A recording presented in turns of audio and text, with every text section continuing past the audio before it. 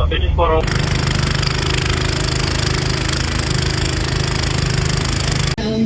our own to make it our secret recipe. This sausage is.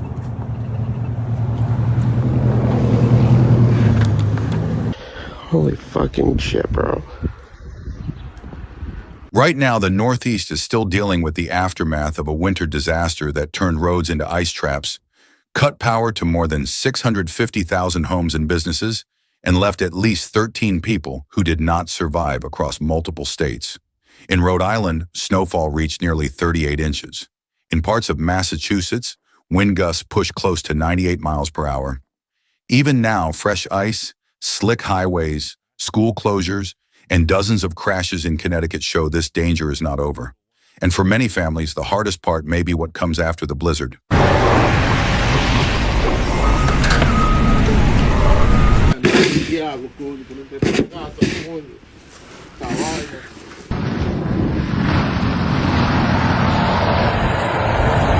At least 13 people did not survive the storm across the Northeast, and that number alone explains why this is far more than a winter inconvenience.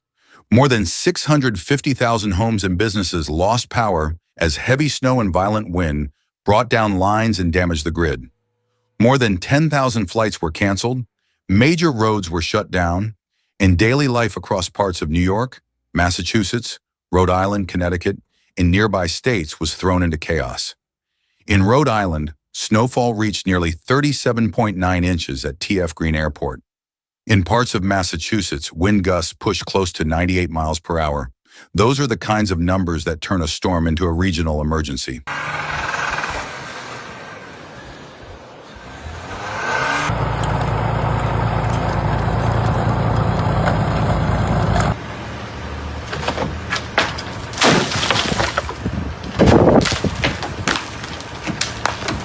According to official updates, this system intensified with classic bomb cyclone behavior, with pressure falling rapidly enough to supercharge snowfall rates, wind, and blizzard conditions. That is why this storm hit with such force. It was not only the snow depth, it was the mix of deep snow, extreme wind, low visibility, and dangerous cold arriving at the same time. In some communities, people could not see clearly across the street. In others, roads became nearly impossible to use safely. Airports slowed, then stopped. Power crews were stretched. Emergency services had to respond in conditions that were still getting worse.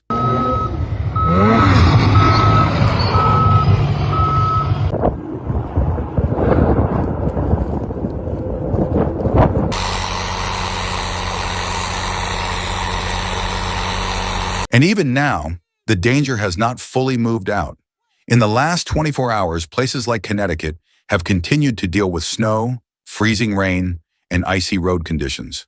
Schools in Hartford, Greenwich, and Waterbury closed early because travel remained unsafe.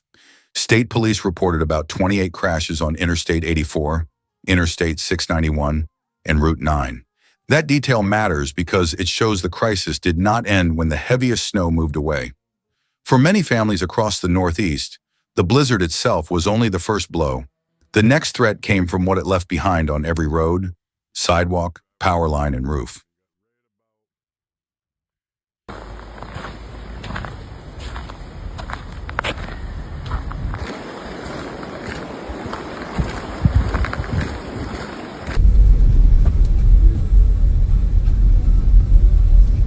What happened next is what made this storm even more dangerous. After the worst of Winter Storm Hernando pushed through the Northeast, the region did not get a clean recovery window. Instead, the last 24 hours brought a new layer of risk. Lighter snow, freezing rain, and wintry mix continued across parts of the Northeast, especially in Connecticut and nearby areas, where roads stayed slick and unstable during the most dangerous times of day. In above the surface, changing snow to rain or mixed precipitation, but that did not remove the danger. It often made conditions worse by creating a thin layer of ice that drivers could barely see.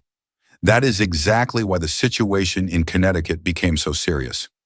On March 3rd, schools in Hartford, Greenwich, and Waterbury moved to early dismissal because road conditions were deteriorating. State police reported around 28 crashes on Interstate 84, Interstate 691, and Route 9. Those are not just numbers on a map. They show how quickly the danger returned during ordinary daily routines like school pickups, work commutes, and evening travel. A storm does not need to drop another historic wall of snow to cause more damage. Sometimes a small amount of ice at the wrong hour can do enough to send cars into guardrails, shut down traffic, and overwhelm emergency response. This is also where the storm's timeline becomes important. First came the blizzard conditions, the heavy snow, the wind, the widespread outages, and the shutdowns. Then came the second phase, the hidden phase, the one where packed snow hardens, slush refreezes, side streets stay untreated, sidewalks turn into ice, and people assume the worst is over when it is not. Was no longer only what was falling from the sky, it was what was already frozen to the ground. For many people, the most painful part of this disaster was not the snowfall total or the wind speed. It was the human cost behind those numbers. According to the latest reported toll, at least 13 people did not survive across the Northeast, including several deaths on Long Island and New York. Some of those cases were tied not only to the storm itself, but to what happened after it. Doctors and emergency officials have repeatedly warned that snow removal can place enormous strain on the body, especially in freezing temperatures, and especially for people with underlying health conditions. That warning became tragically real during this storm. One of the clearest examples of the storm's lasting danger came after the blizzard had already made headlines. Residents were trying to dig out cars, clear driveways, restore routines, and get back to work. But recovery itself became a hazard. Heavy snow on roofs, piles of ice along sidewalks, blocked streets, and buried vehicles forced people into physically exhausting conditions while the air remained dangerously cold. In places where power was still out, families were dealing with freezing homes at the same time they were trying to clear snow and find basic supplies. That is the kind of pressure that turns a weather emergency into a deeper human crisis.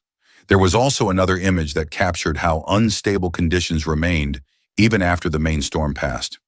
In Rhode Island, a driver was widely criticized after being seen traveling with a massive pile of snow still sitting on top of the vehicle. That moment may have looked reckless, but it also reflected the scale of the problem left behind by the storm. Snow was so deep, cleanup was so difficult, and normal movement was so disrupted that even basic road safety became harder to manage. In other words, the danger was no longer limited to falling snow. It was now riding on highways, hanging from rooftops, freezing across sidewalks, and following people into the recovery phase. And that is where the wider impact on entire communities becomes impossible to ignore.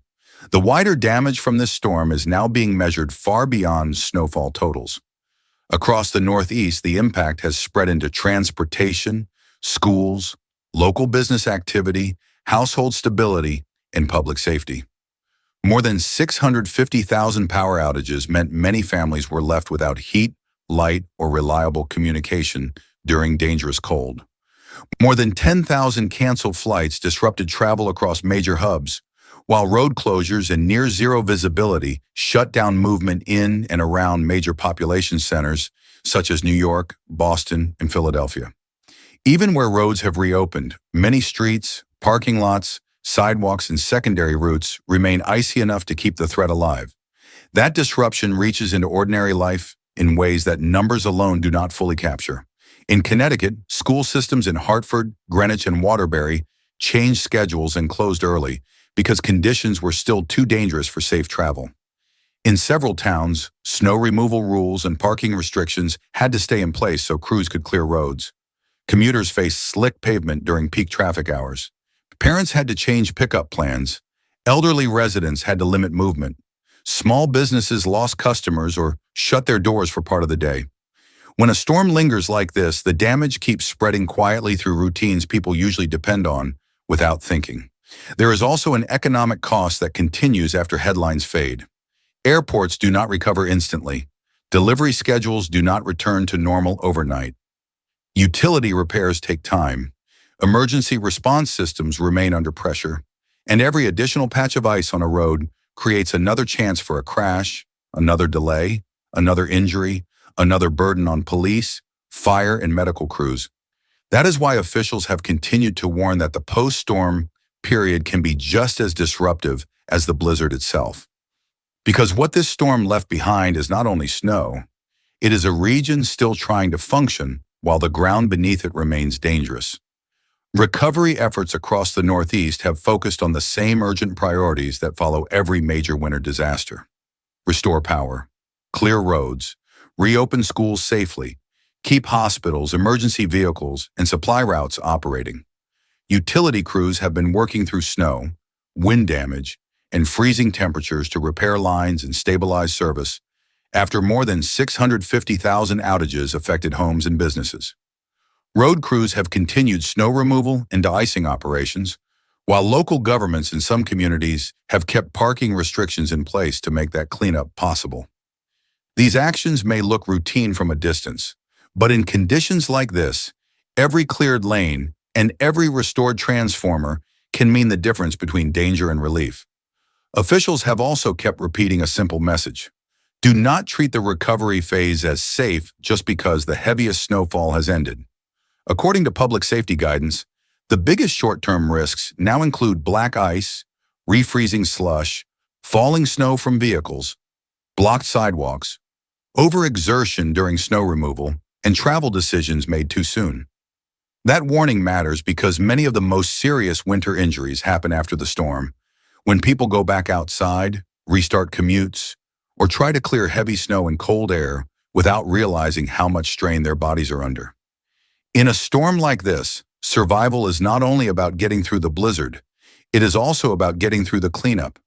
For communities still dealing with freezing conditions, the path back to normal remains uneven. Some neighborhoods recover faster because power returns, roads reopen, and services restart. Others remain stuck longer with snow packed along side streets, dangerous walkways, delayed deliveries, and continued fear of another crash or outage. That uneven recovery is one of the clearest signs of how a major winter storm keeps reshaping daily life long after the radar looks quieter. And it raises the deeper question that comes after every disaster like this. Was this only a brutal storm or a warning that the region is still not fully prepared for what comes next? What this storm exposed is not just the power of winter weather in the Northeast.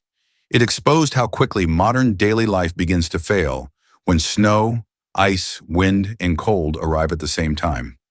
A region can have plows, forecasts, warning systems, and years of storm experience, yet still face deadly outcomes when deep snow combines with hurricane-force wind gusts, widespread outages, frozen roads, and a second wave of icy conditions after the main blizzard moves out. That is the real lesson here. The danger does not come from one single weather factor. It comes from the chain reaction they create together. According to official warnings and the latest local impacts, the biggest risks were clear. People lost power and heat during dangerous cold. Drivers faced roads that looked passable, but were coated in ice. Emergency crews had to move through poor visibility and blocked routes. Families had to make decisions about travel, school, work, medication, and heating while conditions were still changing. Even basic recovery tasks like clearing a car or shoveling a driveway carried serious physical risk. In other words, this storm was not only a forecast failure to watch, it was a preparedness test at the household level, the city level, and the infrastructure level. The recommendation going forward is also clear. Communities across the Northeast will need to treat post-storm ice, prolonged outages, and dangerous cleanup periods with the same seriousness as the blizzard itself. Households need backup heat plans, safer snow removal habits, better emergency supply planning, and a stronger understanding that the most dangerous hour may come after the headline moment has passed. Officials can issue warnings, but the final layer of protection still depends on what people do when the snow stops falling. And after what this region has just endured, that may be the most important warning of all. What the Northeast is facing right now is not just the memory of a blizzard. It is the reality left behind by one. At least 13 people did not survive. More than 650,000 homes and businesses lost power. More than 10,000 flights were canceled. In the last 24 hours alone, fresh ice, school disruptions, and new crashes in places like Connecticut have made one thing painfully clear. The storm moved on, but the danger did not. That is what makes this moment so serious. People are not only digging out of snow, they are walking on frozen sidewalks, driving over hidden ice, living through bitter cold, and trying to return to normal while the threat is still under their feet. Across parts of the Northeast, one wrong step, one rushed drive, or one bad decision on an untreated road can still turn into the next emergency. So please stay cautious, keep checking official weather updates, and do not assume your area is safe just because the sky looks quieter. And before you leave, tell us what conditions are like where you are right now. Is your community finally recovering, or does it still feel like this storm has not truly let go? If you value clear and urgent weather coverage when it matters most, subscribe to the channel and stay with us for the next update.